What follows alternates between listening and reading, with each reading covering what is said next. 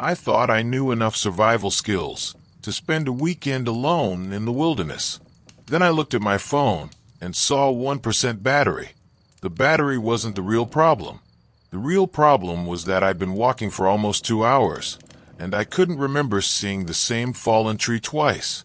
I stopped. The forest was completely still. I turned around slowly, searching between the trees for the trail I'd just been following. Nothing. I pulled out my compass. The needles settled. I unfolded my paper map and tried to match the terrain around me to the lines on the page. That's when I noticed something that made me stop breathing for a second. There were fresh boot prints in the mud. They weren't mine, and they were pointing in exactly the direction I had been walking. I looked back at the forest. For the first time that day, I wondered if I was actually alone. But I didn't know yet that those footprints had started appearing hours before I realized I was lost. And I didn't know they would eventually lead me to a place I wasn't supposed to find. The trip was supposed to be easy. One night, maybe two if the weather stayed good. I wasn't attempting anything extreme. I wasn't climbing a mountain or crossing a huge wilderness. I just wanted some time alone. The forest was familiar enough that I had visited the general area once before. Before leaving home, I checked the forecast, charged my phone, packed a power bank, sent my route to a friend. Then I went through my backpack, tent, sleeping bag, food, water, first aid kit, lighter, headlamp, paper map, compass, knife. Nothing unusual. I remember thinking I had everything I could possibly need. That thought would bother me later, because survival isn't about carrying enough equipment to handle every possible problem. It's about knowing what to do when the equipment doesn't solve the problem. The hike began normally. The trail was easy to follow. The weather was cool. Birds moved through the canopy. I stopped occasionally to drink water. Then, about an hour into the hike, the forest changed. The birds stopped. All of them. I slowed down. No insects. No distant voices. Not even much wind. I stood there listening. A branch snapped somewhere behind me. I turned. Nothing. I waited. Another crack. Farther away this time. I smiled. Probably an animal. Then I noticed a boot print in the mud. I looked down at my own boots. The tread didn't match. I stared at it for a few seconds. Then I kept walking. I wish I hadn't. The clearing appeared shortly before 4. I recognized it immediately. Flat ground. Tall trees around 3 sides. A narrow stream about 50 yards away. And an old fire ring in the center. It was exactly where I remembered it. I dropped my backpack. Then I noticed the cup. A metal camping cup sat beside the fire ring. The bottom was black from soot. I picked it up. It was warm. I checked my watch. 4:07 p.m. I looked around. No tent. No backpack. No vehicle. No person. Nothing. I put the cup down. My first thought was that another camper had stopped there earlier. My second thought was that I didn't remember seeing another vehicle on the way in. I decided not to overthink it. I set up my tent, but before relaxing, I did something I'd learned from years of camping. I checked my position, map, compass, trail direction. Then I picked a tree near the campsite and tied a small piece of reflective tape around a branch. It was a simple reference point. If I went exploring and came back from the wrong direction, I would know immediately. At the time, it seemed almost unnecessary. Later, it would be the reason I knew something was wrong. Around 6, the sky darkened. I checked my weather app. The forecast still showed only a small chance of rain. Then the wind picked up. The tops of the trees began moving violently. Down at ground level, the air remained strangely still. Thunder rolled somewhere beyond the ridge. I didn't wait for the rain. I gathered dry material from underneath fallen trees. Instead of grabbing wet branches from the ground, I split dead wood and shaved the dry interior into thin strips. I built the fire small, protected it with rocks, then lit it. The flame caught. For a few minutes, everything felt normal again. Then the rain arrived. Hard. The fire disappeared almost immediately. I moved the remaining dry wood under cover and got inside my tent. That's when I heard the first knock. Knock. I stopped moving. A few seconds passed. Knock. I stared at the tent wall. Then, knock. 3 knocks against a tree. I didn't unzip the tent. I didn't call out. I switched off my headlamp. Then I heard footsteps. Slow. Heavy. Moving through wet ground. They stopped beside my fire ring. I heard someone moving the branches around. Then silence. I waited. Another sound. The metal cup scraping against a rock. Then the footsteps moved away. I stayed awake for the rest of the night. The rain stopped just before sunrise. I stepped outside. Branches were scattered everywhere. The stream had risen. The fire was completely dead. And the cup was gone. I crouched beside the fire ring. There were footprints in the mud. One person. Boots. The same tread pattern I'd seen on the trail. The prints came from the direction I had arrived. They walked straight to my campsite, stopped beside my tent, then turned around and went back. I followed them with my eyes. They disappeared between the trees. I stood up. I didn't need another warning. I was leaving. My original plan had been 2 nights. That plan was over. I packed everything. Checked my water. Checked my first aid kit. Checked the map. Then I switched on my phone. 1%. No signal. I turned it off again. I had the compass. I had the map. That was enough. At least, I thought it was. The first 30 minutes were easy. I found what looked like the continuation of the trail. Then the rainwater had washed it across a section of exposed ground. I walked slowly, searching for footprints. Eventually, I found 2 possible routes. One went downhill. The other climbed. The downhill route looked easier. That was exactly why I stopped. I took out my compass. Checked the map. The main trail should continue southeast. The downhill path pointed almost directly south. The uphill path was closer to the correct direction. I chose uphill. 20 minutes later, I saw something orange tied around a tree. I walked closer. A strip of fabric. Then I saw another. And another. My shoulders relaxed. Someone had marked a trail. I followed them. 1, 2, 3, 4, 5. Then nothing. The 5th marker was tied to a dead tree. Beyond it was dense vegetation.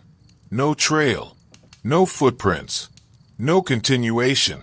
I walked around the tree. Nothing. I looked back. The markers disappeared into the forest behind me. For a few seconds, I wondered if I had somehow missed a turn. Then I noticed something. The fabric wasn't an official trail marker. It looked homemade. Someone had deliberately marked a route through the forest.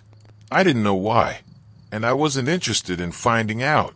I checked the compass. Then I did something that probably saved me several hours. I stopped searching for the trail. I started following the direction. The ground became steeper. I slowed down. Compass. Map. Terrain. Repeat.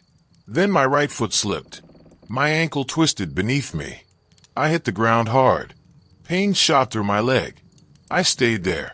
Didn't move. Didn't try to stand immediately. I checked my toes. They moved. I pressed gently against the ground. Pain. But I could put weight on it. I opened my first aid kit. Wrapped the ankle with a compression bandage. Then I adjusted my backpack. The heavier items were pulling unevenly. I moved them higher, tightened the straps, and stood. The forest suddenly felt much bigger. Before the injury, I could walk quickly. Now every step had a cost. I checked my water. Less than half remained. I heard the stream below me. I followed the sound. The stream looked clean, clear enough that I could see the stones beneath it. For a moment, I wanted to drink directly from it. Then I remembered something basic. Clear water isn't necessarily safe water. I filled my bottle, filtered it, then treated it. I waited, drank slowly. The water helped, but it didn't solve the bigger problem. I was injured. I was alone. My phone was nearly dead, and I still didn't know exactly where I was. Then I heard a branch break. I looked up. Nothing. Another branch. Behind me. I turned. Fresh footprints were pressed into the wet soil. Boots. Same tread. My heart started beating faster. Someone had been through here recently. Very recently. I stood up. My ankle hurt. I started moving. I heard an engine about an hour later. I stopped. Listened. There it was again. A vehicle.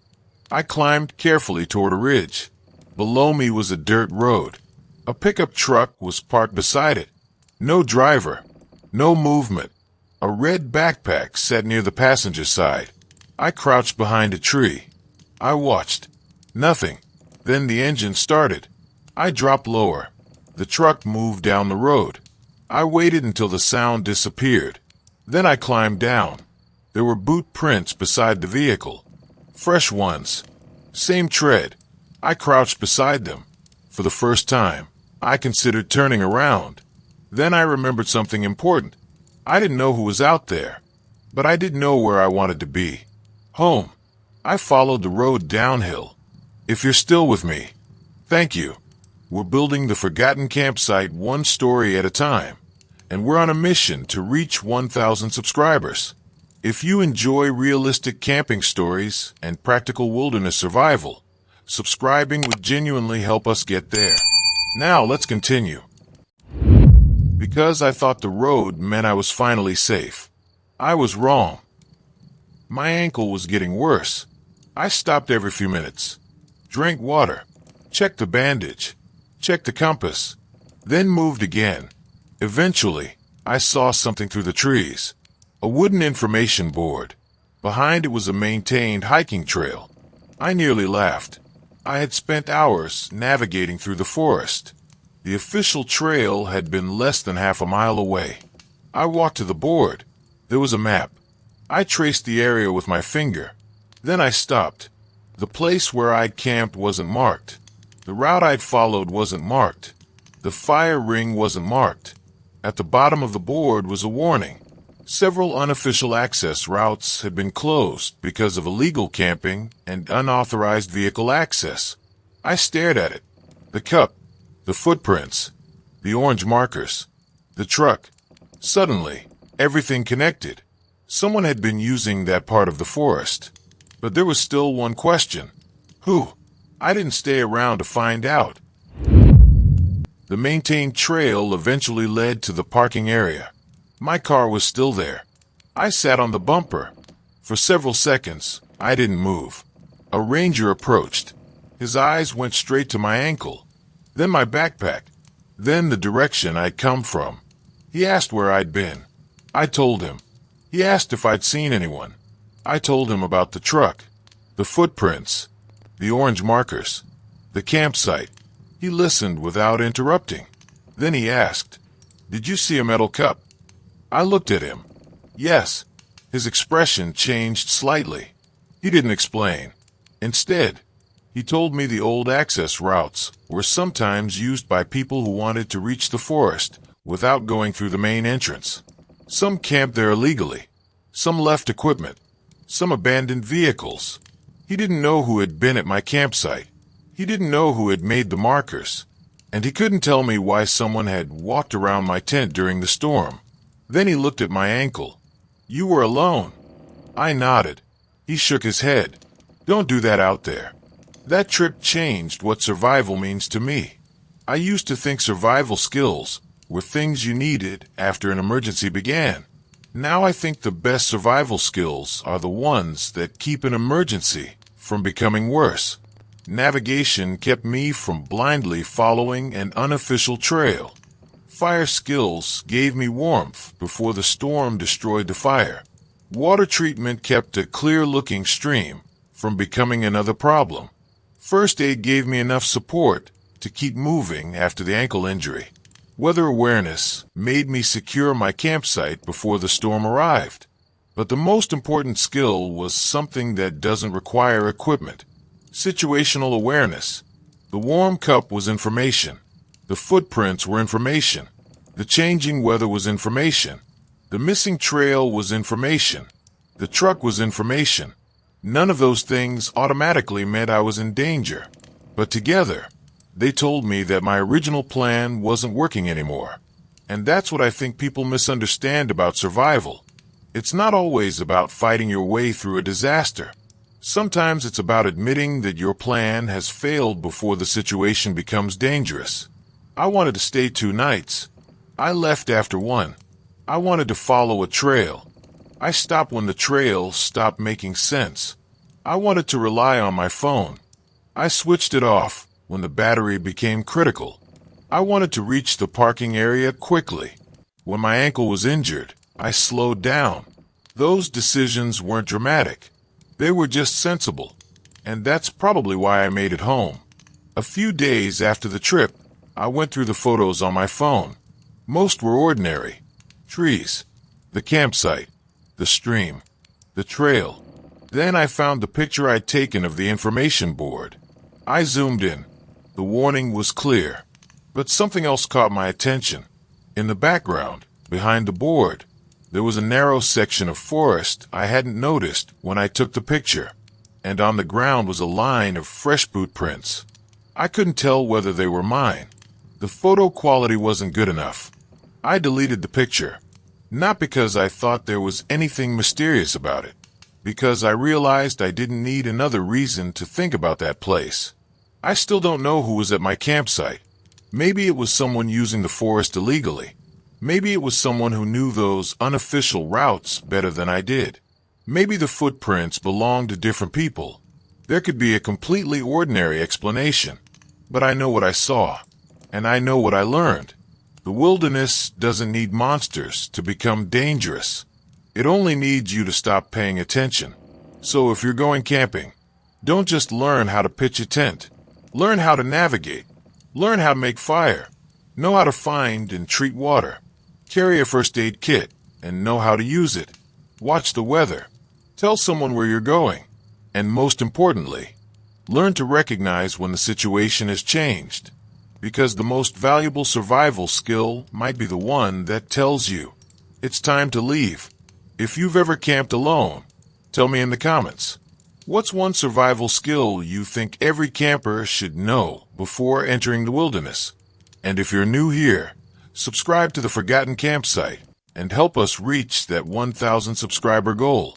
Because there are places in the wilderness people don't talk about. And sometimes, the smartest thing you can do is listen to the warning.